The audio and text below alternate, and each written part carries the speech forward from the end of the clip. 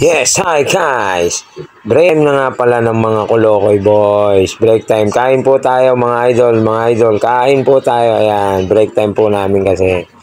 Flex ko lang pala sa inyo ang aming canteen. Ayan, grabe oh. May coffee pantry pa talaga oh. Nakabukod dyan ang coffee na yan oh. Ayan, dyan kumukuha si Kuya Brian ng...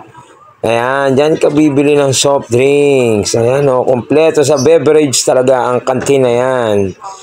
With ice cream pa yan. Grabe, maraming masasarap talaga na ice cream dyan sa loob ng kantina yan. Kompleto sa soft drink siya. At nakakita nyo naman ang floors nila. Napakalinis talaga. Ayan, no? Kompleto lahat ng makukutkot. Naandyan na lahat ng makakain.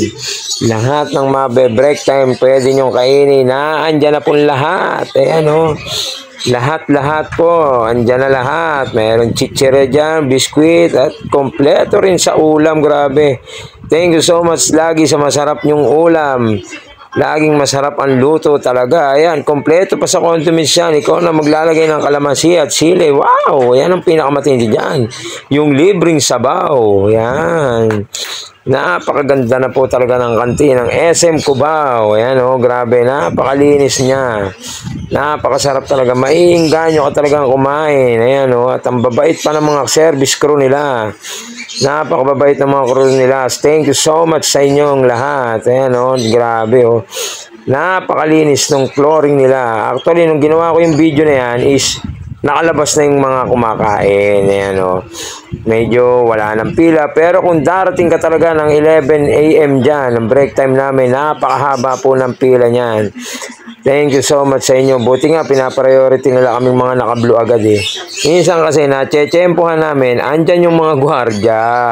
Training ng mga gwardya. Pero wala namang problema dun eh, di ba? You know, first come, first serve talaga. Eh, ganun talaga, nauna sila eh. Sila nauna sa pila eh, no? Nakita nyo naman ang flooring nila. Napakalinis talaga. Ayan, no? Ayan, no? Napakatindi niyan. Shoutout sa'yo, Nick Flores. Ayan, no? Sumama sa aking vlog dyan. Ayan, no? Yan, dyan kami nagtatapon ng basura. Siyempre, yung plato mo, diretso na doon sa likod. Dyan sa gilid na yan.